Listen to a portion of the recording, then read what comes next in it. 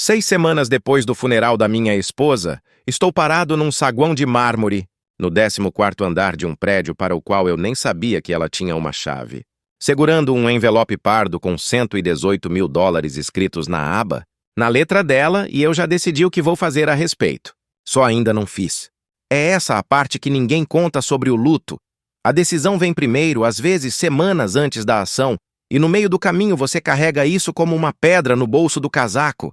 Mármore frio sob os pés, uma placa de latão brilhando sob a luz. O cheiro de lírios já meio azedo, a minha própria respiração, alta demais dentro de um elevador vazio. Meu nome é Elliot Faraday. Fui casado com Marguerite Aldwin por 19 anos, e há 11 dias, um estranho de uniforme de porteiro disse meu nome antes mesmo de eu abrir a boca. Antes de continuar, seja bem-vindo se você é novo por aqui. Fique à vontade, talvez pegue algo quente para beber, porque essa história demora um pouco para se desenrolar. Se 11 anos reunindo histórias como essa me ensinaram alguma coisa, é que toda pessoa que acha que pode reescrever a vida de outra pessoa em silêncio, cedo ou tarde, descobre que a caneta nunca foi só dela. Se é esse tipo de história que você vem buscar aqui, fica com a gente e considera se inscrever. Tem mais esperando por você. Eu preciso contar quem eu era antes de tudo isso, porque isso importa depois. Eu era o confiável. Não o mais interessante, nunca o centro das atenções, mas confiável, e por 19 anos isso pareceu ser suficiente. Consertei sozinho o telhado da família Aldwin, às 2 da manhã, durante uma tempestade em março, parado na chuva gelada com uma lona e um grampeador, porque Helen, minha sogra, se recusou a chamar um técnico de emergência num domingo e deixou a água entrar no quarto de hóspedes. Levei Priscila, a irmã mais velha da Meg, ao pronto-socorro às 3 da manhã uma vez, há 7 anos, quando o filho dela teve uma febre que não baixava, e fiquei naquela sala de espera com ela até às 6, e nunca mais toquei no assunto nem num único feriado desde então. E quando Tobias, o filho dela, precisou de 9.400 dólares para não perder o apartamento depois de um semestre difícil, eu transferi o dinheiro na mesma tarde em que ele pediu, sem burocracia, sem juros, sem menção nenhuma no dia de ação de graças. Também passei uma véspera de Natal inteira, anos antes de tudo isso, refazendo em silêncio a declaração de impostos da Helen, depois que o contador anterior dela tinha bagunçado 3 anos seguidos, um trabalho que me tomou 11 noites e pelo qual ela me agradeceu exatamente uma vez. Rapidamente, antes de nunca mais mencionar de novo. 4 favores, feitos em silêncio, nenhum deles retribuído e nenhum deles esperado como retribuição. Eu fazia isso porque era quem eu era naquela família, útil, estável e permanente. Como um móvel que ninguém pensa em agradecer até que ele suma do cômodo. A família da Meg era pequena, mas tinha um peso particular, do tipo que curva um ambiente sem que ninguém precise levantar a voz. Helen Aldwin, 78 anos, era o tipo de matriarca que media amor em arranjo de mesa e plano de assentos, e em 19 anos nunca aprendeu a pronunciar meu nome do meio corretamente, mesmo tendo tido bastante chance. Priscila, 51 anos, era mais afiada. Administrava o calendário social da família como um general comandando uma campanha, eficiente e um pouco fria. E eu não acho que ela algum dia me perdoou completamente por ter casado com um dinheiro que ela parecia considerar território seu por direito. E depois tinha Roland Vassey, o advogado de longa data da família, 60 anos, cabelos grisalhos, um homem que chamava todo mundo de amigo, numa voz que, de algum jeito, fazia a palavra soar como uma ameaça disfarçada de aperto de mão. Mas tinha o Tobias, 23 anos, um pouco desajeitado, gentil de um jeito que o resto da família tinha treinado para perder em algum momento. Foi ele quem me abraçou no funeral como se fosse de verdade, o único com os olhos realmente vermelhos. Foi ele quem viria a importar mais tarde, embora eu ainda não soubesse disso. Meg e eu tínhamos um bom casamento, eu ainda acredito nisso, mesmo agora, mesmo sabendo o que sei. Tínhamos um pequeno ritual aos domingos de manhã. Ela moía o café fino demais de propósito, porque gostava dele encorpado, e eu lia a seção de economia em voz alta, numa voz que ela chamava de minha voz de sala de reunião. E ela ria toda vez, mesmo depois de 19 anos. O que já é raro por si só. Nós não brigávamos com frequência. Quando brigávamos, era rápido e silencioso, resolvido em menos de 1 hora. Conto isso não para fazer dela uma santa nem uma vilã, mas porque importa para o que vem depois. A mulher com quem me casei não era, no sentido comum da palavra, uma mentirosa. E isso tornou os 6 anos mais difíceis de digerir do que qualquer traição isolada teria sido. 3 coisas específicas permaneceram verdadeiras sobre a nossa vida juntos. E quero nomeá-las claramente antes que a história vire de rumo. Ela sempre lembrava quais dos meus clientes tinham perdido um dos pais naquele ano e perguntava por eles pelo nome. Ela manteve o relógio do meu falecido pai sempre dando corda, toda semana, por 11 anos depois da morte dele, sem nunca mencionar que fazia isso.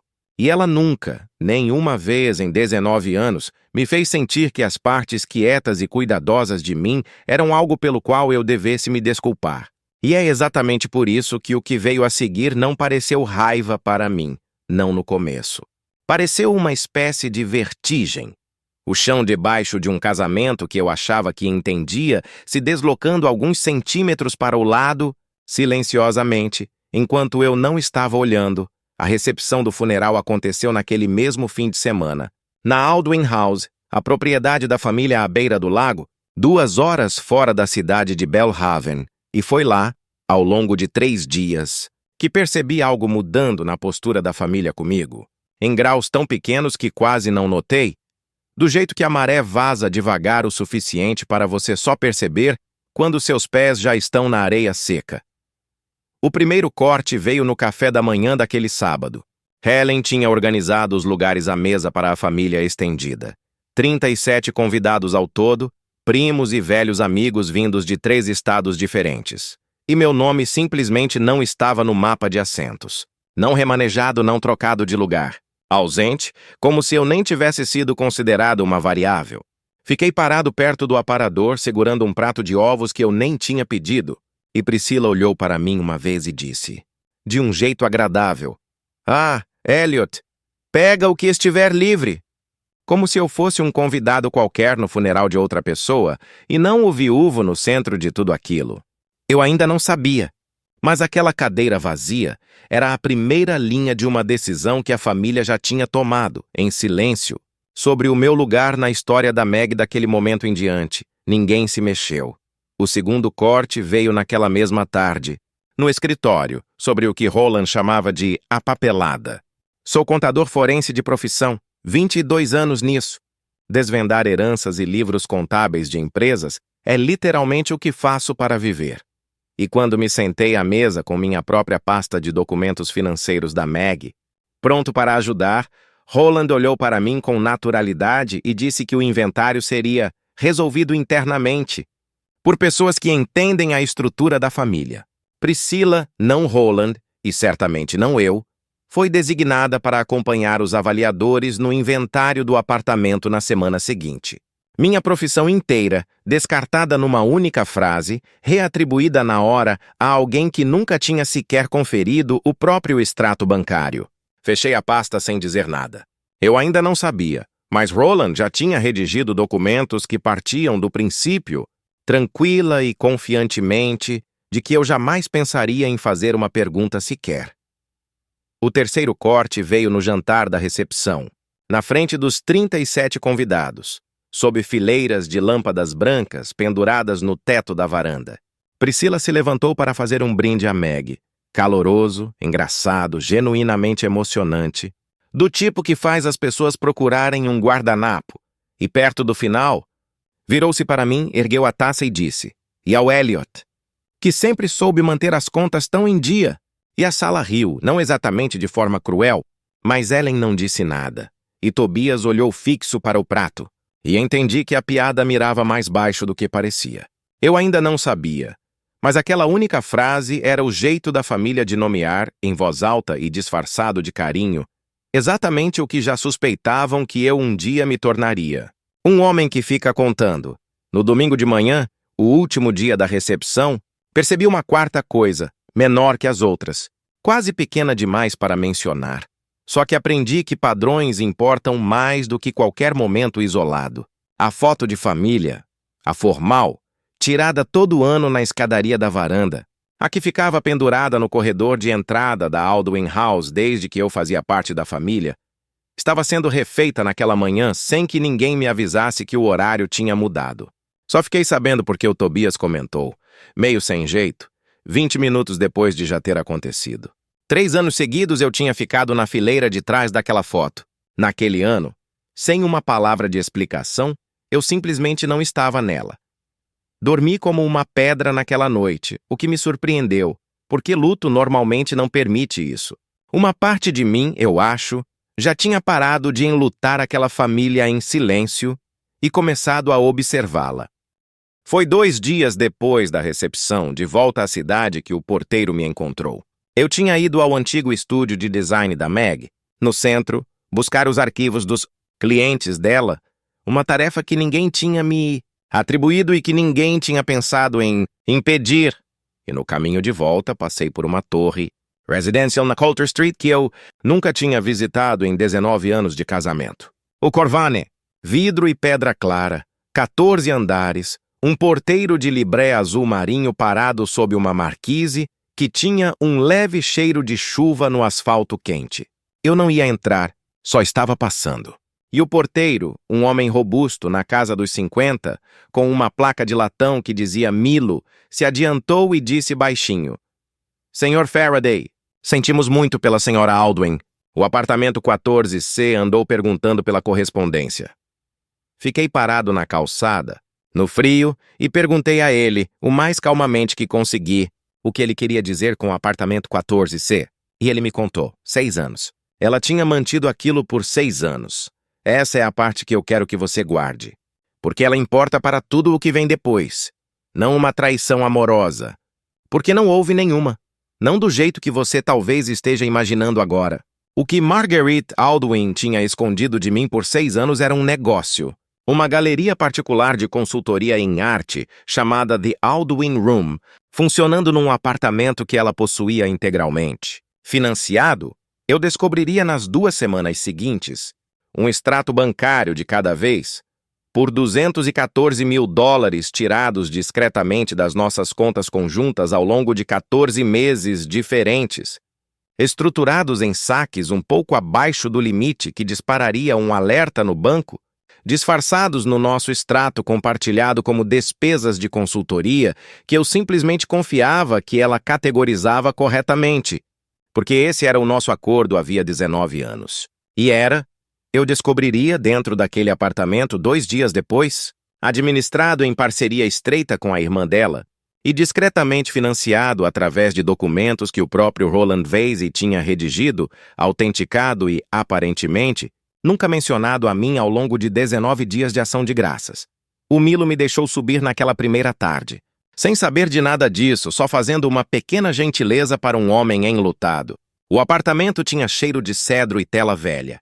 Quadros inacabados encostados na parede em fileiras organizadas, e havia um cheiro que eu reconhecia do ateliê dela em casa, terebintina e algo floral por baixo, e por um instante fiquei parado na porta e me deixei sentir saudade dela de verdade, antes que o contador dentro de mim notasse o arquivo de metal no canto. O apartamento em si contava sua própria história silenciosa. Se você soubesse ler um ambiente do jeito que eu faço para viver. Havia uma poltrona de leitura perto da janela, claramente usada por anos, gasta e macia nos braços, de um jeito que nossos móveis em casa nunca ficaram. Havia um segundo carregador de celular na mesa de cabeceira, de uma marca que não era a nossa. E na geladeira, presa por um ímã de uma loja de ferragens onde eu nunca tinha entrado, havia uma foto da Meg, da Priscila e de uma mulher que eu não reconhecia. As 3 rindo em alguma abertura de galeria da qual eu nunca tinha sido convidado e nunca soube que tinha acontecido. Fiquei parado naquela cozinha por um bom tempo. Ainda não com raiva, só recalculando, do jeito que a gente faz quando uma planilha de repente não fecha e você sabe, antes mesmo de achar o erro, que o erro vai ser maior do que você gostaria. Liguei para o Milo, na portaria, antes de ir embora naquele primeiro dia, e perguntei o mais gentilmente que consegui. Havia quanto tempo ele sabia que a Meg entrava e saía daquele prédio. Ele me disse, com naturalidade, que ela aparecia 3 ou 4 vezes por semana desde que ele trabalhava ali. Já fazia 5 anos, sempre alegre, sempre generosa na gorjeta de Natal, e que ele simplesmente tinha presumido esse tempo todo que eu sabia. Na minha segunda visita ao apartamento, encontrei os documentos que me mostraram exatamente o quão fundo aquilo ia. Um contrato de sociedade de 3 anos atrás, autenticado em cartório, listando a The Aldwin Room como propriedade conjunta de Marguerite Aldwin e Priscilla Aldwin Chu, com uma linha de crédito garantida contra o negócio, curiosamente não pelos ativos da própria galeria, mas por uma cláusula anexada à nossa casa. Uma cláusula que eu nunca assinei e que, pelo que consegui ver na linha de assinatura, nunca sequer tinha visto. O selo do cartório pertencia a um escritório a 2 quadras do escritório do Roland. Eu não precisava ser advogado para entender o que aquilo significava. Alguém naquela família estava confortável, havia bastante tempo, em usar meu nome em documentos que eu nunca tinha visto. Confortável o bastante para continuar fazendo isso por 3 anos seguidos. Quero ser cuidadoso aqui, porque essa não é uma história sobre traição do jeito que essas histórias costumam ser. A Meg não mentiu para construir uma segunda família. Ela construiu uma segunda vida, uma da qual ela aparentemente tinha orgulho. Uma que a mãe e a irmã dela a ajudaram a esconder da única pessoa que talvez simplesmente perguntasse o porquê. E quando ela morreu, aquela família teve uma escolha diante dela: me contar a verdade, claramente, ou me administrar do jeito que aparentemente já vinham administrando esse segredo havia 6 anos. Escolheram a segunda opção sem muita hesitação visível. Eu ainda não sabia, mas o funeral, o mapa de assentos, o brinde. Tudo aquilo tinha sido uma espécie de ensaio para exatamente essa escolha. Um treino de como a família pretendia lidar comigo agora que a Meg não estava mais lá para fazer a ponte. Voltei àquele apartamento mais 4 vezes nas 2 semanas seguintes. Fotografei cada página dos livros contábeis com o celular. Encontrei 3 anos de declarações fiscais da galeria numa gaveta, listando a Priscilla como sócia e operadora. E em nenhum lugar daquilo estava meu nome, minha renda ou meu consentimento. Encontrei um pequeno caderno de espiral com a letra da Meg, com um total corrente na última página. E a entrada final, datada de 11 dias antes do acidente, dizia 214 mil, sublinhado 2 vezes. Sentei no chão daquele apartamento na 3ª noite, sozinho, com cedro e terebintina no ar, e senti algo dentro de mim ficar muito parado e muito quieto, do jeito que a água fica parada bem antes de congelar. O veredito público, se é que dá para chamar assim, veio 10 dias depois de volta na Aldwin House, no mesmo escritório onde o Roland tinha descartado minha pasta 2 semanas antes. Helen estava sentada na cabeceira da mesa com as mãos entrelaçadas. Priscilla estava de pé perto da janela, com os braços cruzados. Roland tinha um documento já impresso e à espera sobre a mesa entre nós. Uma renúncia liberando qualquer interesse que eu pudesse ter no apartamento, na galeria e nas contas dela formulada. E eu quero que você repare nessa formulação, porque é toda a armadilha. Não como uma exigência, mas como uma preocupação. A gente só acha, disse Helen calmamente, que algumas coisas é melhor deixar onde a sua esposa deixou Elliot. Pela memória dela. Pela paz de todo mundo.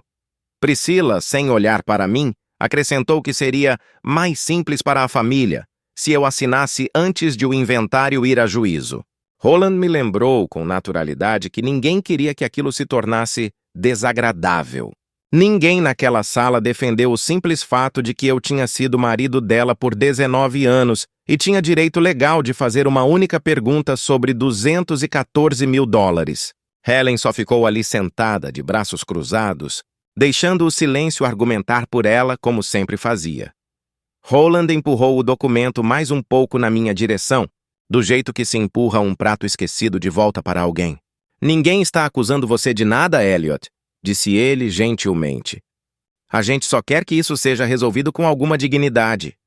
Perguntei a ele com calma se dignidade era a palavra que ele usaria para 214 mil dólares tirados de contas conjuntas sem o meu conhecimento.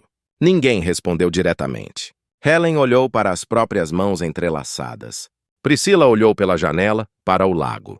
E naquele silêncio, 3, 4, talvez 5 segundos inteiros, entendi algo que eu não tinha me permitido entender até aquele exato momento. Que aquela família já tinha decidido, coletivamente e provavelmente semanas antes, que eu era a versão dessa história que devia desaparecer em silêncio e ser grata pelo convite. Sorri. Agradeci a eles, genuinamente, por deixarem tudo tão claro. Depois me levantei, deixei o documento não assinado do Roland ali, plano sobre a mesa, e saí da Aldwin House sem levantar a voz uma única vez, sem bater uma única porta. E aqui está a parte que nenhum deles sabia, porque eu não tinha contado a nenhum deles. Eu não tinha passado os 11 dias anteriores sem fazer nada. Tinha passado do jeito que passei 22 anos da minha vida profissional, em silêncio, com método, no papel. 3 dias depois de o Milo me contar sobre o 14C, contratei uma advogada de inventário só minha, uma mulher afiada e tranquila chamada Corinne Ashby, que não tinha absolutamente nada a ver com o ecossistema social de décadas da família Aldwin e não devia nada a nenhum deles. Puxei sozinho 19 anos de extratos das nossas contas conjuntas e cruzei cada saque com os próprios registros comerciais declarados da galeria, o que, como contador forense licenciado, eu tenho total respaldo legal para solicitar. Documentei numa planilha que construí ao longo de 4 noites seguidas na minha mesa de cozinha cada dólar dos 214 mil que tinha saído de contas com meu nome e ido parar. No fim das contas, em contas só com o nome da Meg e da Priscila. Atualizei meu próprio testamento. Abri uma conta nova que eles não sabiam que existia, num banco que eu nunca tinha usado. E mantive a Corinne Ashby, discretamente contratada o tempo todo em que o Roland Vasey acreditava, tranquilamente, que era o único advogado na sala. Essa é a parte que eu quero que você guarde por um instante, porque é a essência inteira dessa história. Eu nunca levantei a voz para a Priscila num restaurante. Nunca apareci na Aldwin House, balançando uma pasta de recibos na cara da Helen. Deixei que a papelada fizesse o que papelada faz, devagar e sem teatro, e 22 anos nessa profissão me ensinaram que a pessoa mais quieta numa sala é quase sempre a que mais entende a sala. 3 semanas depois de eu ter saído daquele escritório, a Corinne protocolou uma reclamação formal em meu nome contra o inventário, não contra a memória da Meg, que eu nunca ataquei, nem em público nem em privado, mas contra os fundos conjugais desviados indevidamente anteriores à morte dela e que, pela lei estadual, me pertenciam conjuntamente, independentemente de como a papelada da galeria tinha sido maquiada para parecer o contrário. Um mensageiro entregou o processo no escritório do Roland Vasey numa terça-feira de manhã, às 9h40, segundo o recibo que a Corinne me repassou. Mandei exatamente uma mensagem de texto naquela semana inteira para o Tobias, dizendo apenas que ele deveria falar com o próprio advogado antes de assinar qualquer coisa que o resto da família pedisse, porque ele não era o alvo de nada daquilo, e eu não tinha interesse nenhum em vê-lo pego no meio. Em 11 dias, a conta operacional da galeria, aquela financiada discretamente com o nosso dinheiro conjugal, foi bloqueada por ordem judicial. Aguardando uma auditoria financeira completa, eles souberam pelo Roland, não por mim. Nunca liguei para a Priscila. Nunca liguei para a Helen. A única ligação que fiz no mês inteiro em que o bloqueio se concretizou foi para o próprio Roland, uma vez, e fui breve. A auditoria vai mostrar exatamente o que eu acho que vai mostrar, eu disse a ele calmamente, parado na minha própria janela da cozinha. Ele começou a dizer alguma coisa sobre a família, sobre aparências, sobre proteger a memória da Meg de um ruído desnecessário. E eu disse com naturalidade, adeus, Roland, e desliguei antes que ele terminasse a frase. A Corinne e eu nos encontramos 8 vezes nas primeiras 6 semanas, sempre no escritório pequeno dela, em cima de uma lavanderia, na zona norte da cidade, nunca no escritório principal dela no centro, onde algum rosto conhecido poderia me notar no elevador. Ela era precisa de um jeito que eu reconhecia e respeitava. Nunca, nenhuma vez, me perguntou como eu estava me sentindo em relação a tudo aquilo. Pedia datas, pedia números de conta. Na nossa 4ª reunião, ela deslizou uma única folha de papel pela mesa e disse com naturalidade: isso é o que a gente consegue provar. Isso é o que a gente só consegue sugerir. A gente só protocola a primeira pilha. Lembro de respeitar aquilo mais do que quase qualquer outra coisa em todo o processo. E porque ela insistiu, fizemos 3 coisas antes de protocolar qualquer documento. Garantimos cópias autenticadas de cada extrato conjunto diretamente com o banco, contratamos um avaliador independente para avaliar separadamente o inventário da galeria, para que ninguém pudesse depois alegar que tínhamos inflado o valor, e datamos e carimbamos cada fotografia que eu tinha tirado dentro daquele apartamento na semana antes de qualquer protocolo chegar perto de um tribunal. Depois veio o próprio bloqueio, que exigiu menos drama do que se poderia imaginar. A Corinne pediu ao Tribunal de Inventário uma liminar sobre a conta operacional da galeria, alegando que a capitalização dela era um bem conjugal ativamente contestado. Uma juíza concedeu em 9 minutos, segundo o registro do processo, numa quinta-feira de manhã que passei, sem nenhum drama, revisando as declarações trimestrais de um cliente, 2 andares acima de uma cafeteria. Porque essa é a outra coisa que ninguém conta sobre esse tipo de acerto de contas. O momento exato em que a engrenagem gira quase nunca parece nada demais. Você está simplesmente na sua mesa e do outro lado da cidade, um carimbo desce sobre um papel e uma vida começa a mudar de forma. 3 semanas viraram 3 meses. Os auditores forenses que a Corinne trouxe confirmaram linha por linha o que a minha própria planilha já tinha me mostrado na mesa da cozinha, às 2 da manhã. $214 mil desviados ao longo de 14 meses, nada disso revelado, tudo isso comprovadamente bem conjugal perante a lei. Helen tentou, por meio do Holland, argumentar que a galeria em si tinha gerado seu próprio valor separado até então. $41 mil em inventário avaliado que tecnicamente pertenceria ao negócio, não a mim. A Corinne rebateu que o próprio negócio tinha sido capitalizado inteiramente com fundos sobre os quais não tinha nenhum direito legal, o que fez o argumento desmoronar assim que uma juíza olhou diretamente para ele. A Priscila, eu descobriria depois, queria brigar em juízo aberto. A Helen, aparentemente, não queria a fofoca de 37 convidados de casamento exposta na frente de uma juíza e de um registro público. E foi isso, mais do que qualquer argumento da Corinne, que finalmente empurrou tudo em direção a um acordo. Houve uma sessão de mediação, uma só, numa sala de reunião bege no centro, a única vez em que nós 4 nos sentamos à mesma mesa depois da Aldwin House. Roland fez a maior parte da fala do lado deles. Priscila ficou olhando para um ponto qualquer atrás do meu ombro pela maior parte dos 90 minutos. Helen disse exatamente 11 palavras a sessão inteira, perto do final, quando perguntou baixinho se eu pretendia contar para as pessoas. Eu disse a ela, com naturalidade, que nunca tinha discutido os detalhes com ninguém fora da minha própria advogada e que se o resto da família escolhesse manter isso em silêncio dali para frente, era uma decisão inteiramente deles, não minha de fiscalizar. Ela balançou a cabeça uma vez e não disse mais nada. Lembro de pensar, no caminho de volta para casa, que aquilo era a coisa mais próxima de um pedido de desculpas que eu jamais receberia dela e que eu estava, estranhamente, em paz com isso.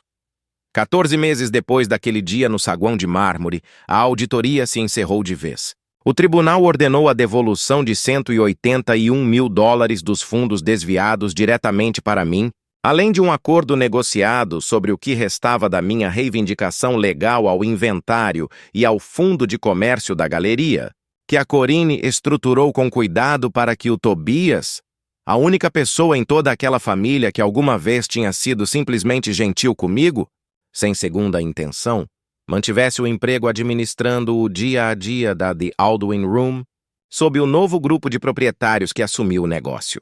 Vendi minha participação restante dentro do mês seguinte, sem nenhum atrito, sem nunca mais falar diretamente com a Priscila ou com a Helen. Estou, agora, 20 meses depois daquela manhã no saguão de mármore. O meu próprio escritório cresceu 40% desde que parei de gastar minhas noites administrando em silêncio os sentimentos da família Aldwin, em vez da minha própria carteira de clientes. Comprei uma casa pequena na zona oeste de Belhaven, com uma cozinha 2 vezes maior do que qualquer uma que eu já tive, e gosto de ficar parado nela sozinho à noite com o rádio ligado, coisa que eu jamais esperaria dizer em voz alta para ninguém, muito menos para uma câmera. Promovi minha própria assistente júnior, uma jovem chamada Priya, que vinha carregando discretamente metade da minha carga de trabalho havia 2 anos, sem nunca ter sido pedido para isso. E ver ela assumir o cargo que já tinha merecido foi melhor do que quase tudo que aconteceu naquele tribunal. A promoção da Priya veio com uma sala só dela, pequena, 3º andar, virada para o leste, e na primeira manhã ali ela trouxe uma planta e uma foto emoldurada dos pais e me perguntou, meio de brincadeira, se eu tinha algum conselho. Eu disse a ela com calma que o único conselho que valia a pena dar era manter bons registros de tudo, sempre, independentemente de ela achar que um dia precisaria deles. Ela riu suavemente e eu falei sério, mais do que ela provavelmente percebeu, parada ali com a planta nova na mesa nova. A casa fechou negócio numa terça-feira de março. Lembro porque nevou de leve naquela manhã, a última neve da estação, e fiquei parado na sala vazia antes de os carregadores chegarem, só ouvindo o quão quieto estava. Não o silêncio pesado do ano anterior, mas um silêncio comum, sem nada de especial, do tipo que uma casa tem antes de alguém decidir o que ela vai significar. Estava quieto, finalmente, do jeito comum como uma casa fica quieta quando ninguém dentro dela está escondendo nada de ninguém. Guardei exatamente 3 coisas do casamento, de propósito, e deixei uma empresa cuidar do resto da liquidação do inventário sem eu estar presente na sala. O relógio do meu pai, ainda dando corda. Uma pequena pintura inacabada dela que encontrei encostada num canto daquele apartamento, uma que ela nunca tinha chegado a nomear. E uma caneca azul lascada do nosso primeiro apartamento juntos, que ela sempre reivindicava como dela, mesmo eu tendo comprado. Tudo o mais eu deixei ir, sem cerimônia, porque aprendi, em algum ponto daqueles 14 meses, que segurar as coisas com força demais era exatamente o hábito que tinha permitido que essa história inteira acontecesse. Cruzei com a Priscila uma vez, numa loja de ferragens, veja só, 7 meses atrás, os dois pegando amostras de tinta no mesmo corredor. Ela parecia mais velha e cansada, e começou a dizer algo que soava como o início de um pedido de desculpas. Algo sobre como nada daquilo tinha sido realmente sobre mim, não pessoalmente. Deixei ela chegar mais ou menos na metade, e então disse gentilmente que não era necessário, que eu entendia completamente e falei sério, cada palavra. E peguei minha tinta e fui até o caixa sem esperar para ver o rosto dela. Ainda vejo o Milo de vez em quando, aliás. Volto àquele mesmo quarteirão uma vez por mês. Mas por hábito agora, e sempre paro para apertar a mão dele e perguntar pela filha dele, que está estudando enfermagem a 2 estados de distância. Ele nunca mais tocou naquela primeira tarde, e eu também não, embora eu ache que ambos entendemos o que ele me entregou naquele dia, sem querer. Algumas dívidas não se pagam em dinheiro? Essa, eu decidi, se paga aparecendo. Aqui está o que eu aprendi, se é que vale alguma coisa para você hoje à noite. Pessoas que passam anos administrando em silêncio o que você tem permissão de saber quase nunca, esperam que você vá procurar por conta própria. Quietude não é a mesma coisa que ignorância. O luto não torna ninguém incapaz de fazer contas. E as pessoas que confundem o silêncio de alguém com rendição quase nunca conheceram alguém que estava simplesmente esperando, pacientemente com os recibos já em ordem, numa cozinha às 2 da manhã, fazendo a única coisa que realmente sabia fazer bem. Às vezes penso naquele saguão de mármore, no envelope na minha mão, no número escrito na letra dela. $118.000, o primeiro fio que eu puxei. Eu não sabia, parado ali naquela manhã, que aquilo se desenrolaria em tudo que acabou se tornando. Só sabia com total certeza que eu não ia colocar de volta no lugar. Não digo nada disso buscando compaixão. E espero que não tenha soado assim. Digo porque, em algum lugar aí fora, alguém está parado na sua própria versão daquele saguão de mármore agora mesmo, segurando seu próprio envelope, dizendo para si mesmo que ainda não decidiu nada. Provavelmente já decidiu. Só está esperando estar pronto para admitir. Se essa história fez companhia para você hoje, fica com a gente. Tem outra esperando por você semana que vem. E eu adoraria muito ter você de volta para ela. Se cuidem e até a próxima.